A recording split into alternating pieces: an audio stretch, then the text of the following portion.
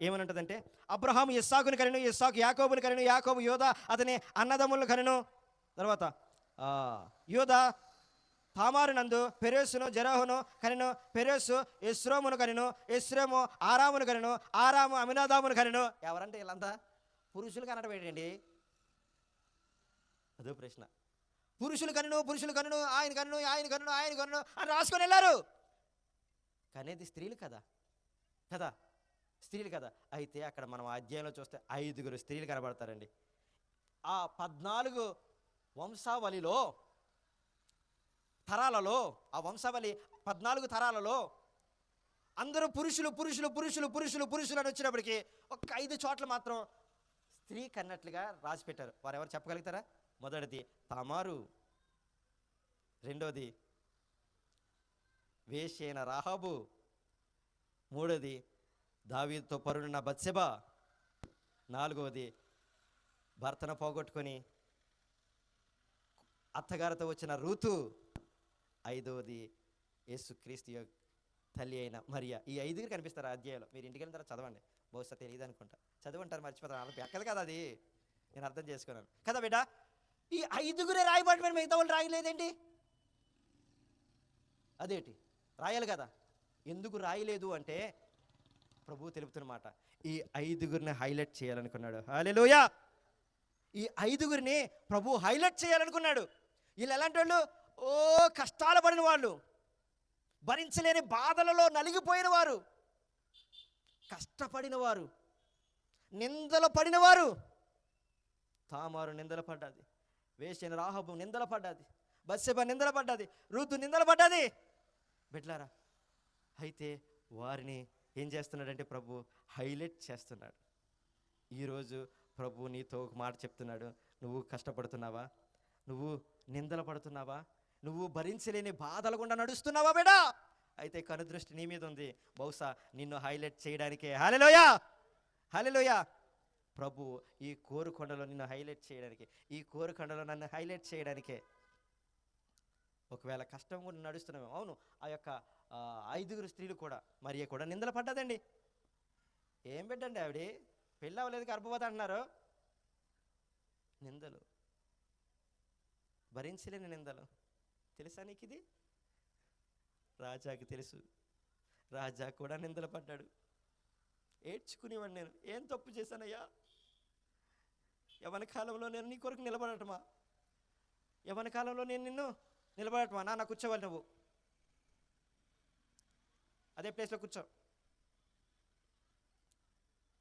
బిడా, నువ్వు నిందలు పడుతున్నావా? నీ నోర్దార్చడానికి రాజా అన్న ఉన్నాడు. కష్టపడుతున్నావా? ప్రతిరోజు దుఃఖమే పడుతున్నావా? నీకంటే ముందు నన్ను నడిపించాడు బిడ్డ, నీకంటే ముందు నడిపించాడు. ఎస్, ఎందుకో తెలుసా?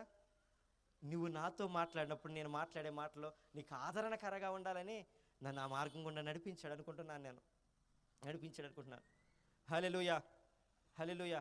ఈరోజు నువ్వు కష్టపడుతున్నట్లయితే, ఈరోజు నువ్వు అనేక ఇబ్బందులు గుండా, భరించలేని బాధలు గుండా, సో నేను చెప్తున్నా నీ కష్టాలు పోవటం నువ్వు చూస్తావు. నీ శ్రమలు నీ కళ్ళ ముందే ఆరిపోవటం, నీ కళ్ళ ముందే రాలిపోవటం నువ్వు చూస్తావు బిడ్డా. అనుభవించి చెప్తున్నా, చెప్పడానికి అర్హుడనై చెప్తున్నా.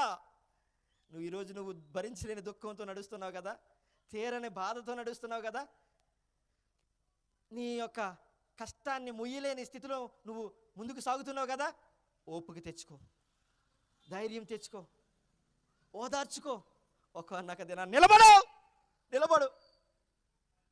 ఒక్కొక్క దినాన్న నీ కష్టాలు చూస్తుండగానే దాటిపోవడం నువ్వు చూస్తావు. నీ శ్రమలు కనుమరుగైపోవడం నువ్వు చూస్తావు.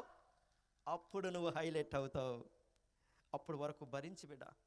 నిన్ను ప్రభు హైలైట్ చేయడానికే ఆ శ్రమలు నీ దగ్గరికి రప్పించాడు. నిన్ను ప్రభు ఈ ప్రదేశంలో, నువ్వు ఉంటున్న ఈ ప్రదేశంలో నిన్ను ఒక సెలబ్రిటీని చేయడానికి ఆ కష్టాలు నీ మీద పడలేనాయి. ఆ శ్రమలు నువ్వు మోస్తున్నావు, ఆ పడలేని నిందలు నువ్వు భరిస్తున్నావు. అయితే కృంగిపోకు. నాలా ధైర్యం తెచ్చుకుంటూ ఒక్కటి చెయ్యి. రాజా అదే చేసేవాడు. చర్చికి పోయి లేదా ఇంటి దగ్గర ఏదో చోట ఉండి కన్నీరు కారుస్తూ ప్రభువుని అడిగేవాడిని, ఎందుకయ్యా నాకు ఇది, నేనేం చేశానని, యవ్వన కాలం నుంచి నీ కొరకు ప్రత్యేకంగా జీవించానన్నా అని ప్రభువుతో మాట్లాడుకునేవాడిని. ప్రభువే నన్ను బలపరిచేవాడు. నన్ను బలపరిచేవాళ్ళు మనుషులు కాదండి, ప్రభువే నన్ను బలపరిచేవాడు.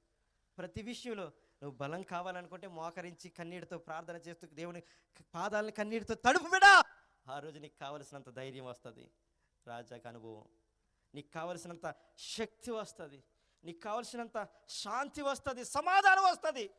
బిడ ఆ 5గురిని ఎందుకు చూపించాడో తెలుసా?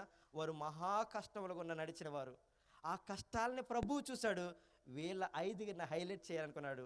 ఆ అధ్యాయం కొత్త నిబంధన గ్రంథంలో మొదటి అధ్యాయంలో ఆ యొక్క 5గురు పేర్లు ఆ యొక్క స్థానంలో రాయించుకోవడానికి అర్హత కలిగి ఉన్నారు బిడ్డ, పొందారు. ఈరోజు ఏమో నువ్వు పడుతున్న కష్టాన్ని బట్టి దేవుడు నీకు అర్హత ఇవ్వబోతున్నాడేమో, నిన్ను హైలైట్ చేయడానికి, నిన్ను సెలబ్రిటీని చేయడానికి, నిన్ను దేవుడు బహుగా వాడుకొనడానికి. నా మాటలు నీకు నీ చెవున పడితే, నీ హృదయంలో పడితే బిడ్డ గుర్తు చేసుకో, నీ కష్టాల కలకాలం నీతో ఉండవు. నా కష్టాలు పోయాయి, శ్రమలు పోయాయి, పోయే వరకు నిలబడ్డా. నువ్వు కూడా అదే చేయబిడ్డ. వీరు కూడా నిలబడ్డారు కాబట్టే వారు ప్రత్యేకంగా ఈ యొక్క అధ్యాయంలో కనిపిస్తున్నారు.